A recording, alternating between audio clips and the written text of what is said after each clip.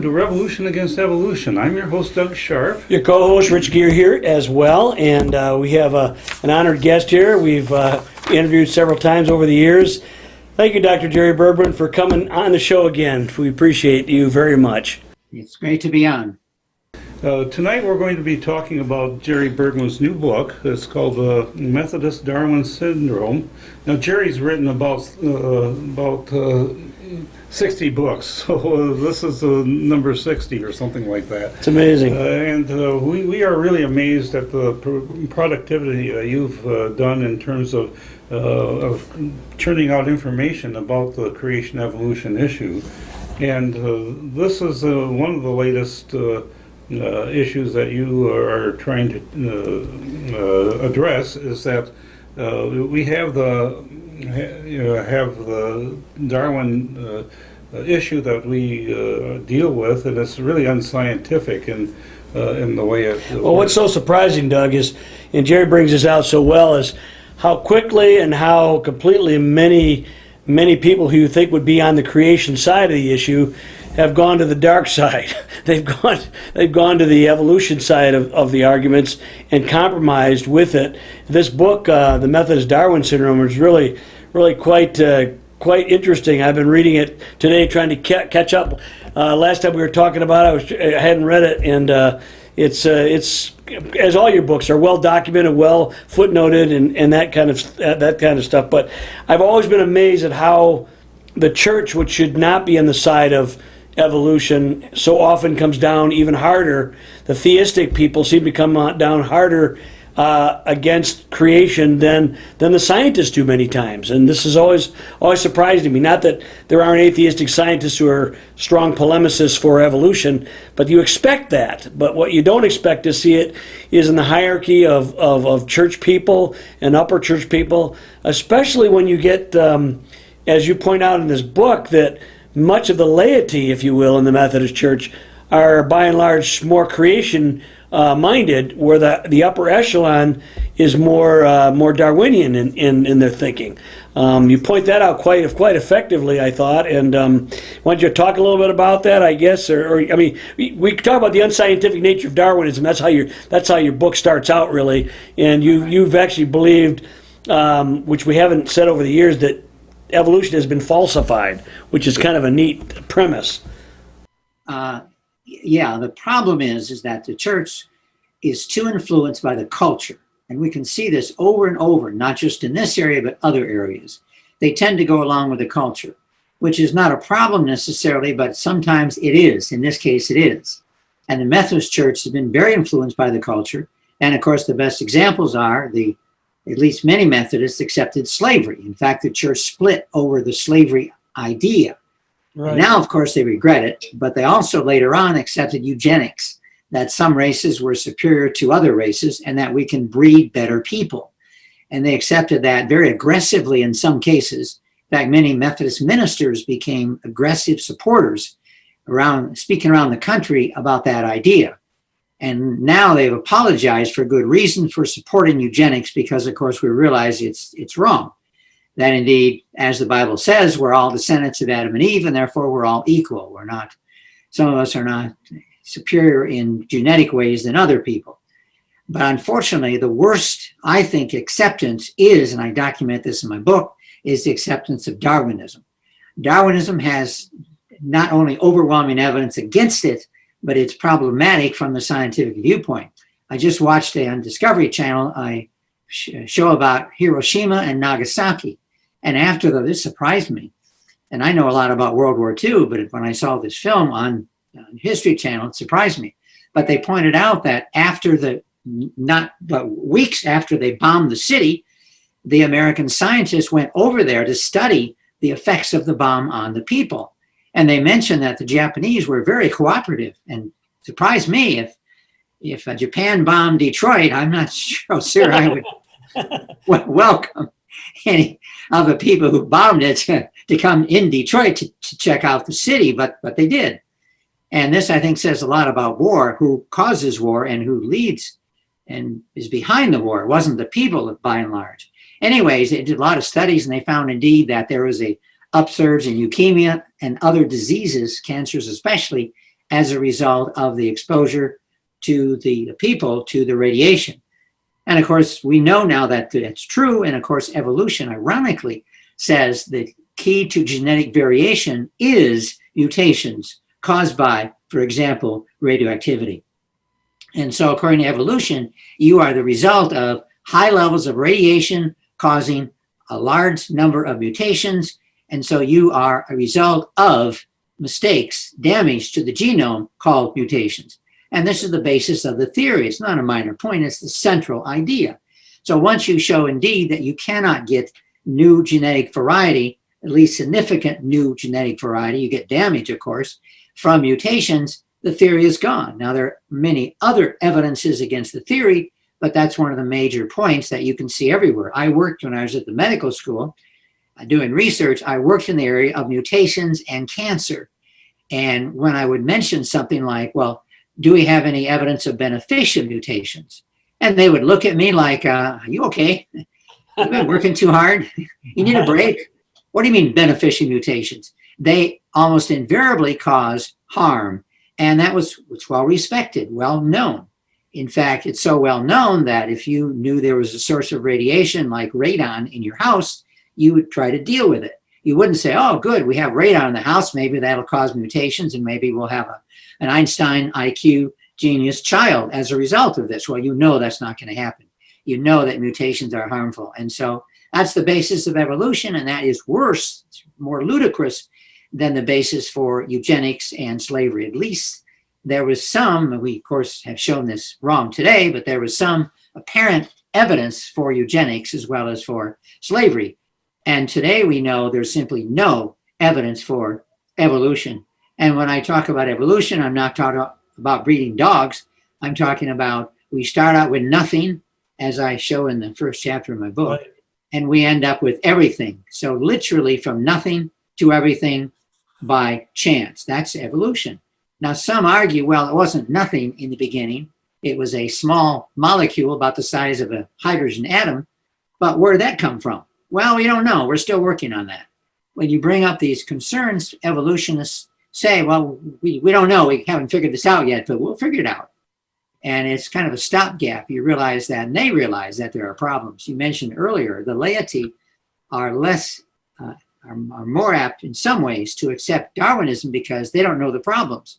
But professional biologists know the problems, and therefore, in some cases, they're more critical of evolution because they know the problems it has, and they know its science doesn't, in the long run, support it. But they believe, well, we'll figure it out. They can't accept the other idea, which is, of course, God. Yeah. You talk a little bit about the what Wesley meant to the Methodist Church. He was really the founder of Methodism, and his preaching in England and in America, I think, had a transforming effect upon both countries in many respects. Also, Whitfield. I think Whitfield's very important. Early founder in Methodism. I think Wesley was clearly important. Yes. He, in many ways, brought Christianity to America. The Episcopalian Church, of course, dominated while the British ruled. But when, after the Revolution, not only the soldiers left, but many of the Episcopalian pastors and leaders left as a result, there was a void in America. And that void was filled very effectively by the Methodist Church. In fact, the Methodist Church was one of the largest denominations in America for many, many years. And just recently, of course, it's declining in numbers, at least in America. It's growing, I understand, in other countries like Vietnam and Africa and so on. Probably where they hold on to the purity of Wesley's teachings as opposed to the compromises that the leadership seems to be engaging in right now, you know? They do, and that's partially one reason why they are growing. Yep. What do you think is the reason why the Methodist Church hierarchy ends up embracing Darwinism almost to the point where they exclude creation teaching altogether in their and get rid of it in their conferences? They don't allow teaching in the conferences.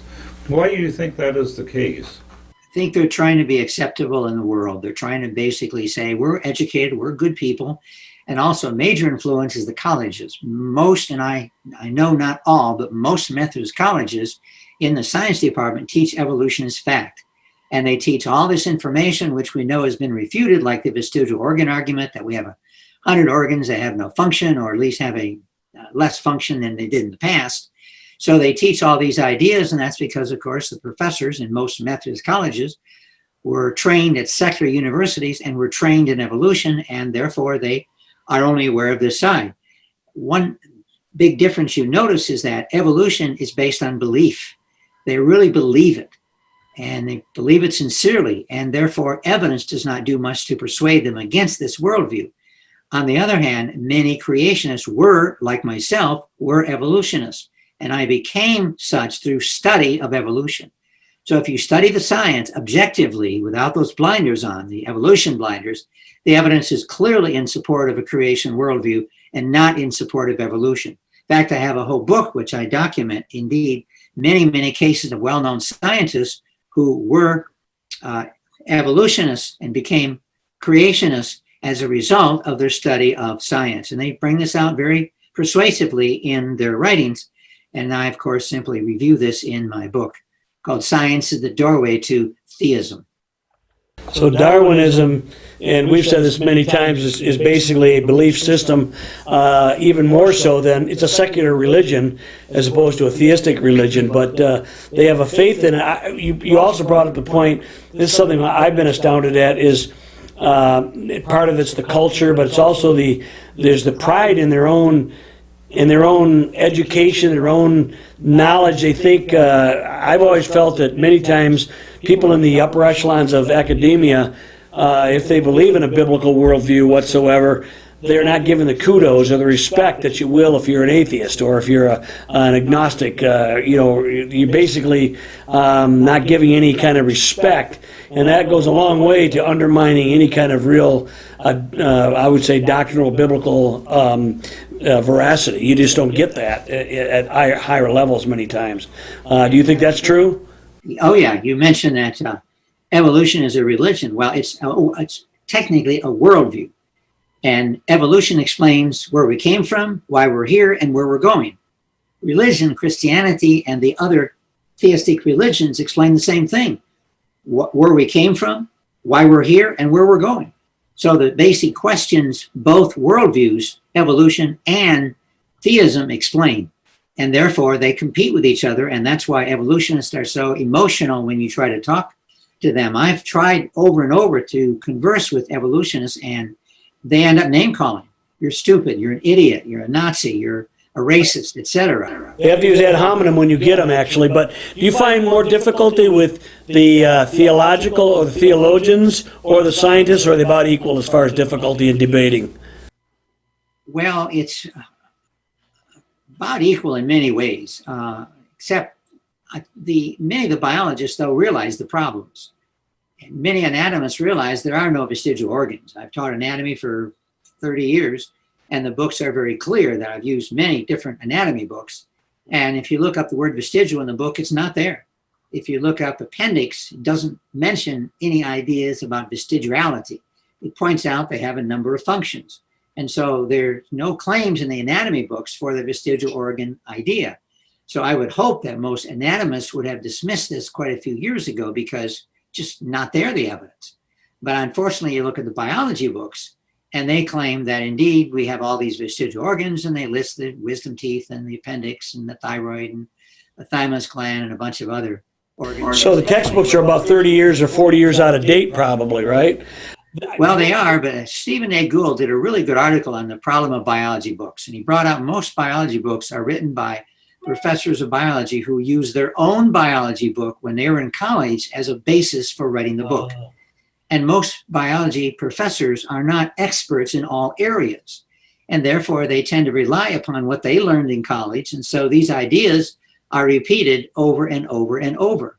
And Gould did a real good job showing this. But they're not still repeating, let's say, the Haeckel drawings, are they? I know that was, I mean, after it had been proven a fraud, what, 100 years ago? I don't know, a long time ago. And they were still using the Ernst Haeckel arguments. I grew up reading about that in the 60s, you know? And I'm going, they're not still using that are they? Are they? Remnants of that are still used. They may not use Haeckel's drawings, though. Some do use Haeckel's drawings. But some claim that, well, the argument is good and they don't quote Haeckel necessarily, but they indeed do accept it. So yeah, that ontogeny recapitulates phylogeny is still part of the biology textbooks, or at least many. And so it takes a long time to get these ideas out of the books. As Gould brought out, did an excellent job bringing out. He did a study on how ideas got in the biology books 100 years ago. And many of them are still in the books and they're still wrong. And that was the source of Gould's article, which so much of what he wrote, Creationists, we just feel is so good. And that article, I just thought that could have been written by a creationist. I wouldn't change one word. But of course, he wasn't trying to defend creationists, but he was trying to show indeed the inequities of a lot of biology textbooks, college biology textbooks. I wanted to talk a little bit about the slavery issue. When the church compromised on that, was that about the time of Darwin, or was it before that, or was it afterward? And was the justification that used for it based upon age of the earth issues and perhaps a pre-Adamite race idea? Yeah, well, a lot of the justification was indeed that blacks are an inferior race. And of course, there's a problem with that idea in Christianity. And as you were mentioning, the well-known Methodist who became a geologist and actually taught at the University of Michigan, he had to develop this idea called the pre-Adamite men. And how he got around the scriptures was basically, he said that there was a group of pre-Adamite men created first, but they're animals. And that Caucasians were created later, and Caucasians were descendants of Adam and Eve. And the pre-Adamite, he has in the book I mentioned, in my book, on page 72, but he has Alexander Winchell had in his pre-Adamic book, he had the pre-Adamic people, which he included not just Negroes, which he has a picture of, but also Mongoloids, Davadians, Hottentots, Eskimos, and Papuans, people from South Asia. Oh, Papua New Guinea, yeah. Okay. Yeah, New Guinea and so on. And Australians, by the way. So these are all pre-Adamites. They're all inferior. And therefore that was believed by many people that slavery was a way of taking care of this inferior race. It's like taking care of your animals, your dogs, your horse. I mean, you don't want to give your horses freedom, independence, you take care of them. And your slaves, likewise, you take care of them.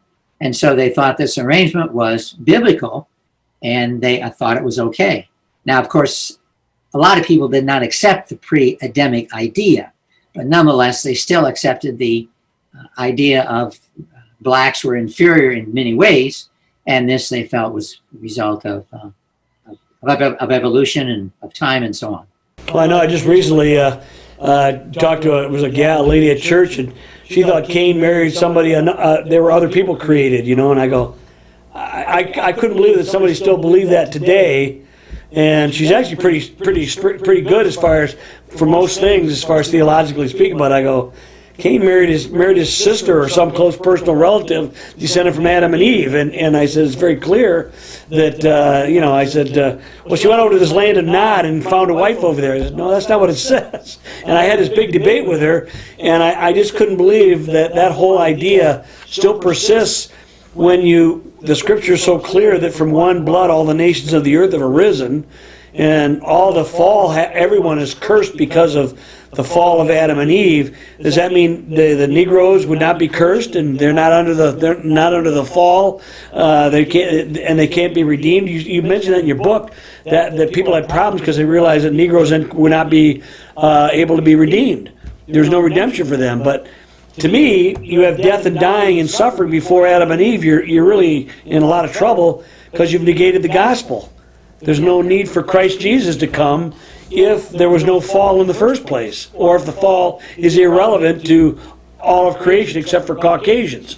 There's a history of the Jews by Flavius Josephus, and he was a Roman historian.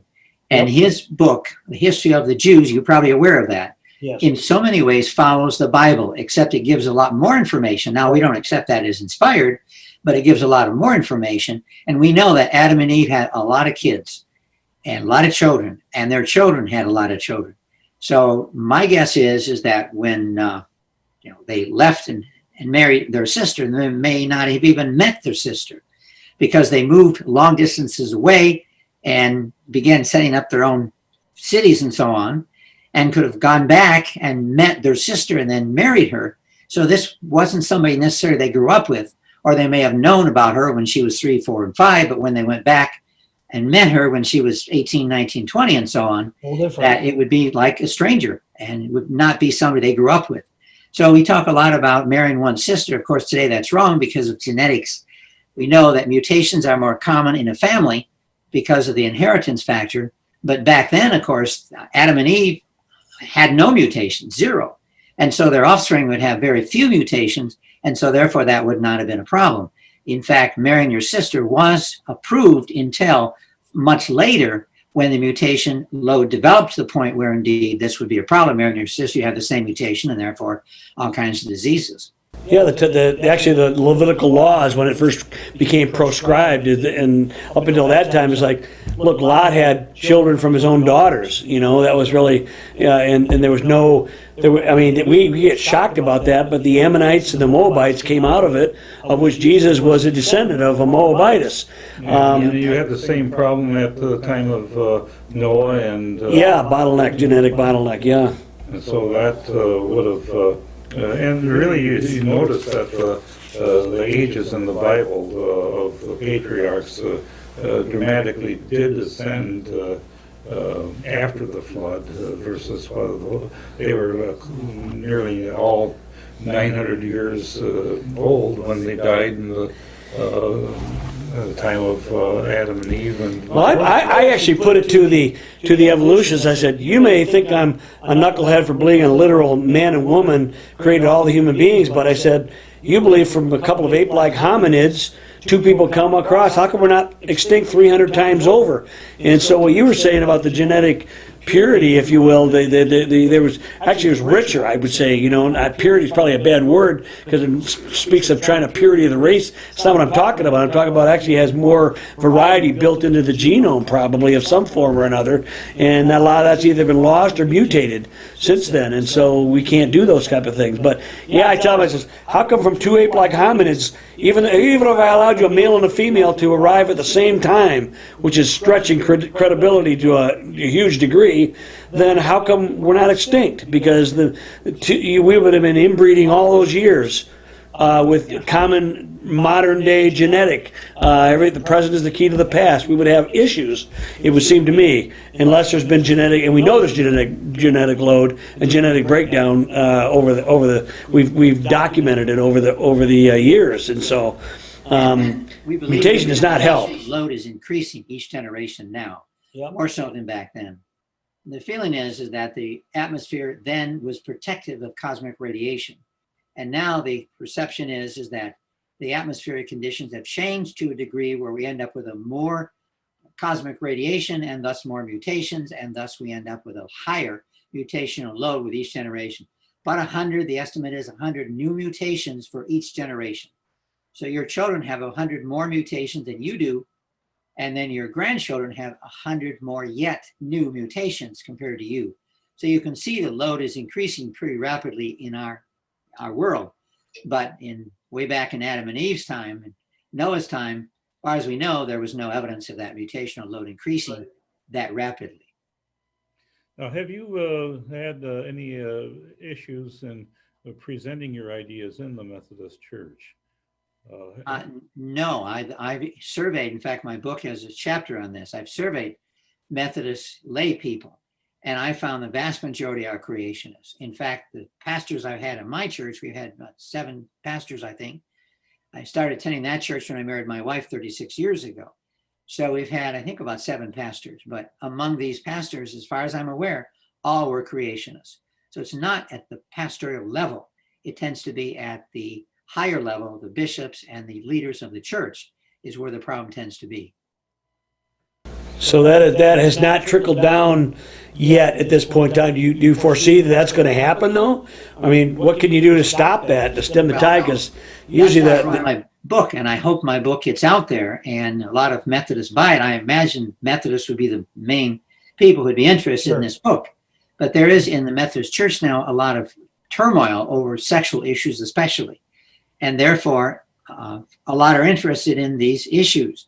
And therefore, I hope, and I have contact with a number of Methodists who are trying to deal with these issues in the church, trying to make sure they keep their biblical roots. And so as soon as the book comes out, I'll be sending copies to them, and I hope they support it and indeed realize that this is really the core issue.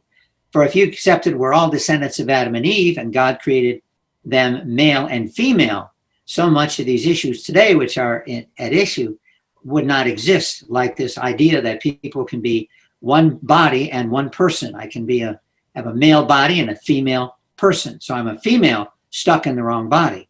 And this now is a movement which is growing enormously. There are used to be like 0.001% claim to be transgendered.